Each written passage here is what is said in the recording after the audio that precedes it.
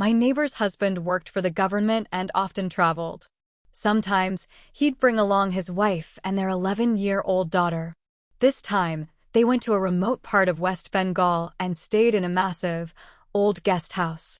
The place was once a grand mansion built by a British viceroy back when India was under British rule.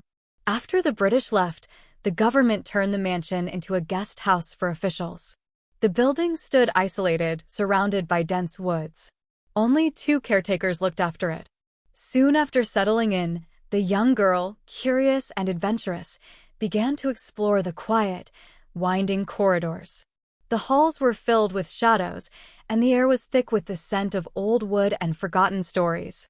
In a dusty room at the end of a long hallway, she found an old piano draped in a moth-eaten cloth. The piano looked strange and a bit eerie, its keys yellowed with age. Still, she felt drawn to it. She sat down and played a few notes. The sound echoed oddly, almost as if the piano was whispering back to her. A shiver ran down her spine, but she couldn't pull herself away.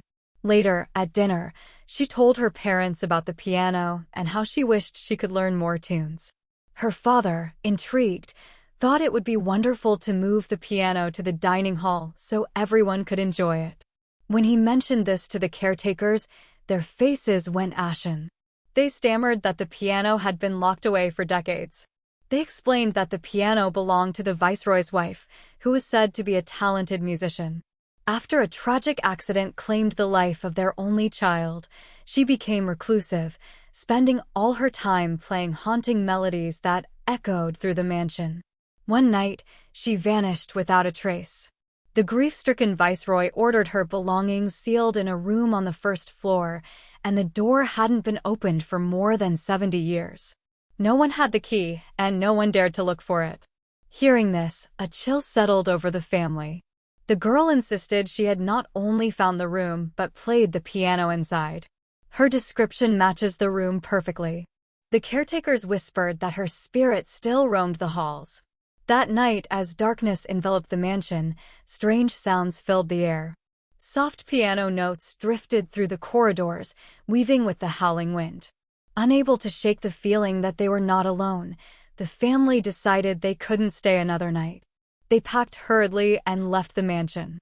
As they loaded their bags into the car, the girl glanced back at the mansion and she saw a figure standing at the window, the silhouette of a woman watching them leave. Was she real? Was the mansion really haunted? For more horror videos like these, click here and see what happened with Lily. Or if you want to experience a night in a horror hostel, don't forget to like and comment. It really supports me make more of such contents. Thank you and see you tomorrow.